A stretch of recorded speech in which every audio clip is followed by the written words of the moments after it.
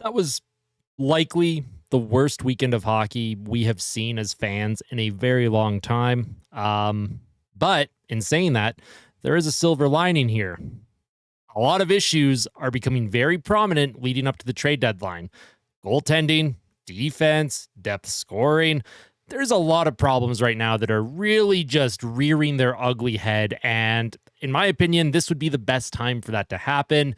Gives management an opportunity to take a look, hone in with a microscope on what areas truly need upgraded, and hopefully they can improve themselves by March 7th.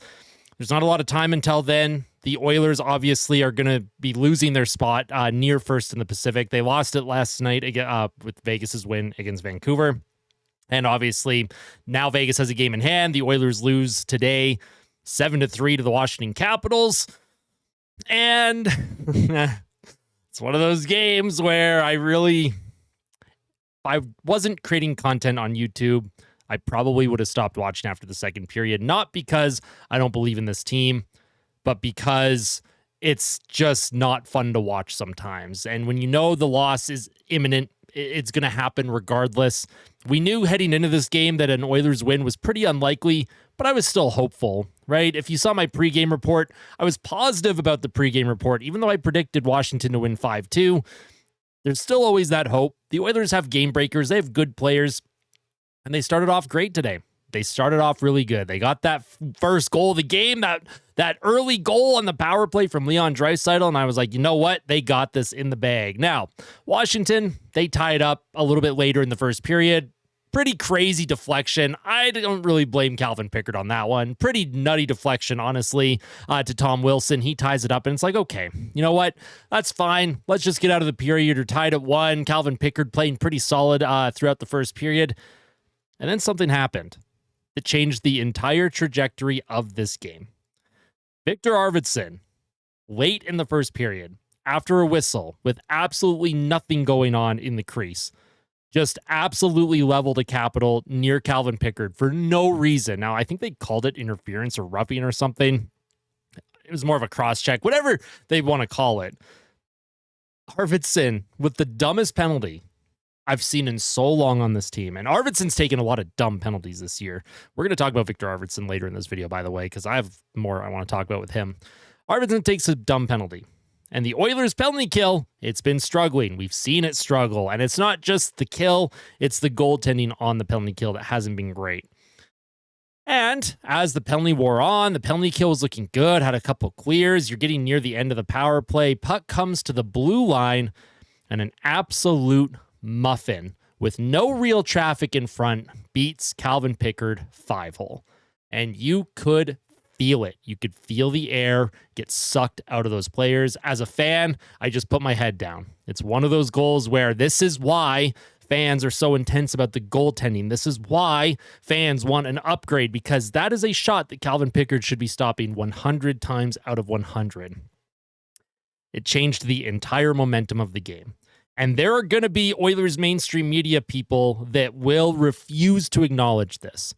They'll refuse. They're going to take a look at the, shots for and shots against.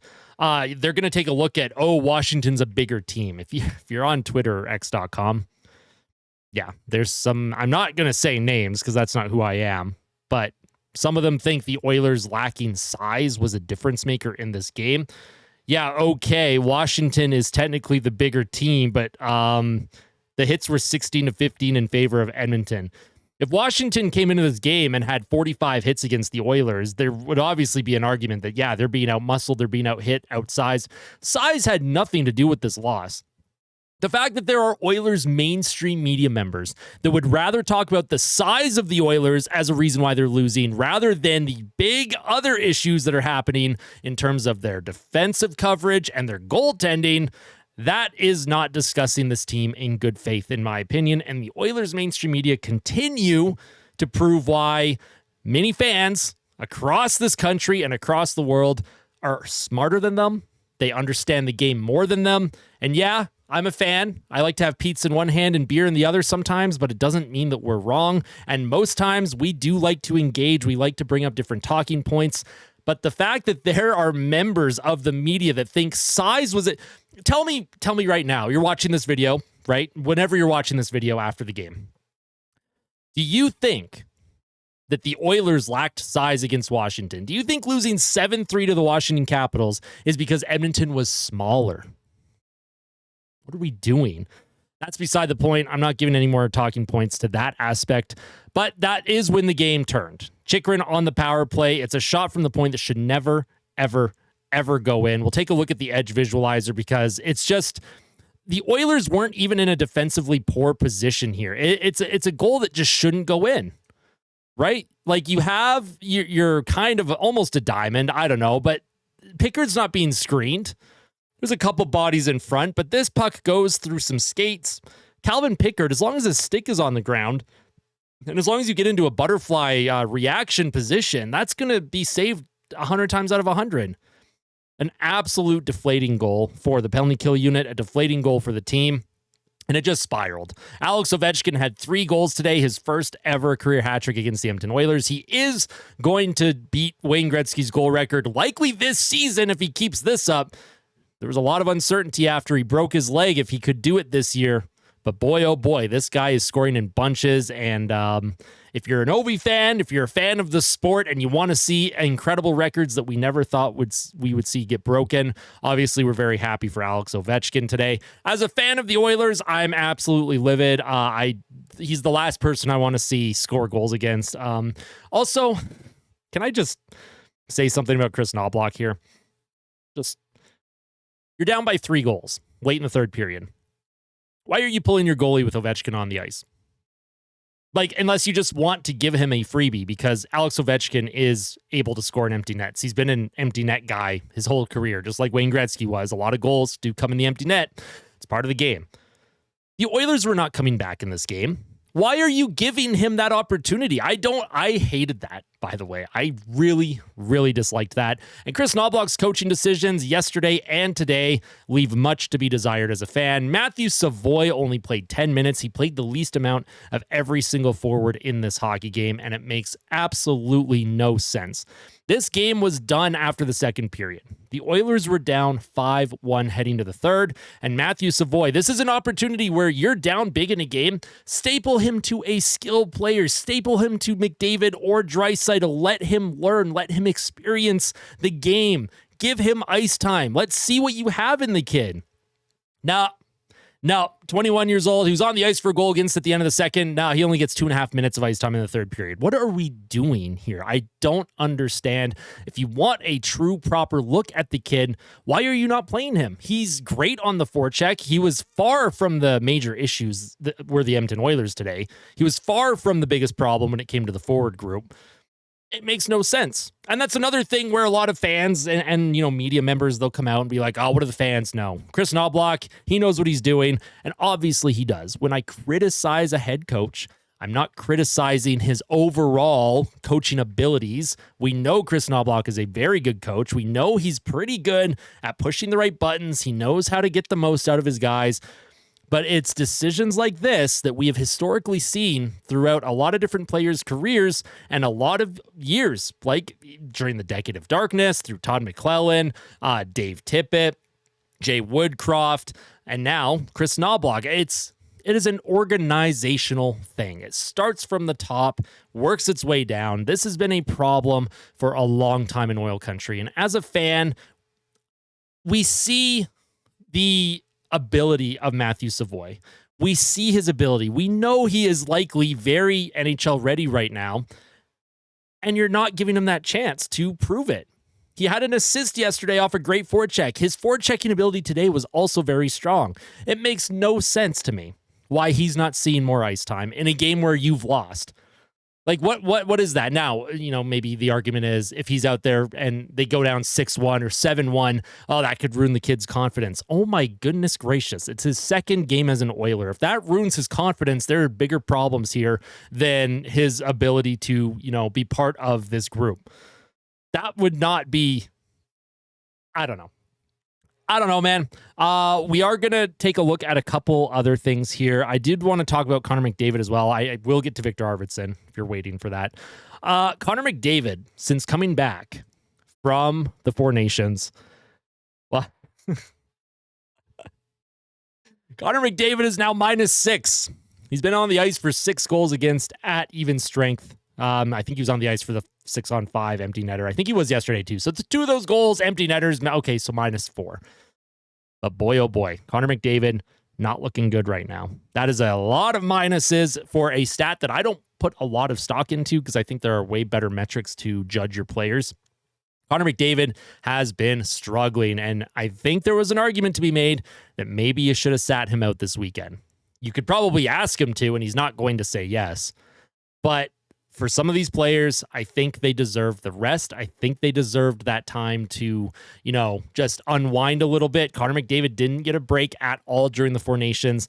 A lot of energy was expended, a lot of emotions. And then you come back into this group that, you're on the ice for Team Canada. You got Marner and Point on your wings, and you're feeling good. You score the OT winner after watching Jordan Binnington make the saves of his entire career to help you win this championship.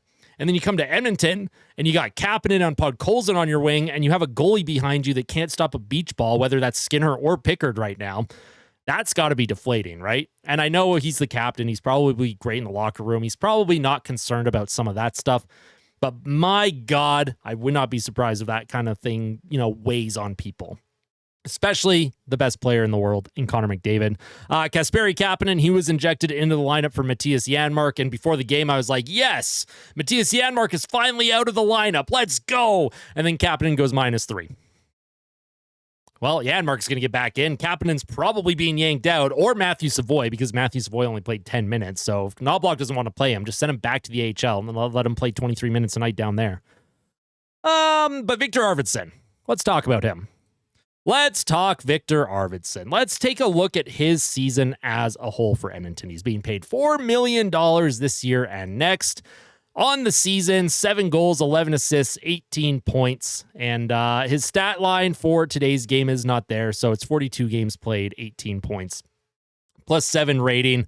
This is a player that historically has been able to put the puck in the net. He had 34 goals in 58 games for Nashville in 2018-19. He had 20 goals in 66 games for LA in 21-22. 26 goals in 77 games for LA in 22-23. Now, last year, he was hurt. 6 goals in 18 games. That's still, you're still on a 25, 30 goal pace with that number. Like, that's not an issue. But with the Edmonton Oilers, he is just unable to produce anything. And this is a player who does not have trade protection. This is a player, if I'm the Edmonton Oilers and you're heading into the trade deadline and you have an opportunity to get yourself a centerman, you have an opportunity to maybe get yourself a top 4 defenseman, or maybe a package for a goalie. If Victor Arvidsson is asked by another team to be part of that package, I think you absolutely have to make that move. He has been more than disappointing, and he takes dumb penalties, and we already have enough players on this team that take dumb penalties, and we've seen too many players on this team take dumb penalties in the past with guys like Cassian, Evander Kane, Darnell Nurse. These are guys that historically don't take penalties in good times of games. And for a penalty kill unit that is struggling and not able to keep the puck out of the net, mostly due to the fact that the goaltending is stinky right now, Victor Arvidsson's time in Edmonton, I think, is coming to an end. This is a player where, I'm not excited about trying to push him out of town. But this is a player that I think hasn't fit well for this team. He hasn't looked comfortable all season. He was hurt earlier this year, so what are the likelihoods that he's going to get hurt again? And does another team value him where you could get an upgrade somewhere else in your lineup? The big problems for Edmonton right now are clearly defensive coverage and goaltending. They cannot get a save to save their life right now. And obviously, just like yesterday, I had a few people pretty intense about, oh, you can't just blame Skinner. I didn't just blame Skinner if you watched my post-game reaction yesterday. However, you still want your goalie to make some saves and give you that chance to win. And you don't want the media trying to pump up his tires and be like, hey, as long as he doesn't give up a 6th goal, the Oilers could get right back in this thing. They were doing the same thing today on the broadcast. Edmonton is down 6-2. The Oilers made it 6-3 with like 5 minutes left, or 4.5 minutes, whatever it was when Jeff Skinner scored. And they're like, oh, well, if the Oilers score on this shift right now, guess what? They have a chance. It's like they gave up 6 goals already. And for the Oilers, they scored 3 goals on one of, if not the best team in the entire NHL, and they weren't even close to getting a point because of the goaltending. Goaltending has been a huge, huge talking point in Edmonton all season long. I was defending it. I was defending it into October, November, December, and then it started to turn in January. I was like, okay, the team's still winning, but, I couldn't ignore the data anymore. And then once February is hit, obviously when the team is losing and giving up a lot of goals, it's very easy to point the finger at goaltending. But the stats don't lie, and they haven't lied all season. This has been an area that has been Edmonton's weak point. They are a top 10 team, in suppressing high danger chances. They are a top 10 team in suppressing expected goals against, but they are a bottom 10 team when it comes to the goals against that they're giving up based on the chances that they do. And it's frustrating. We know this team needs goaltending help.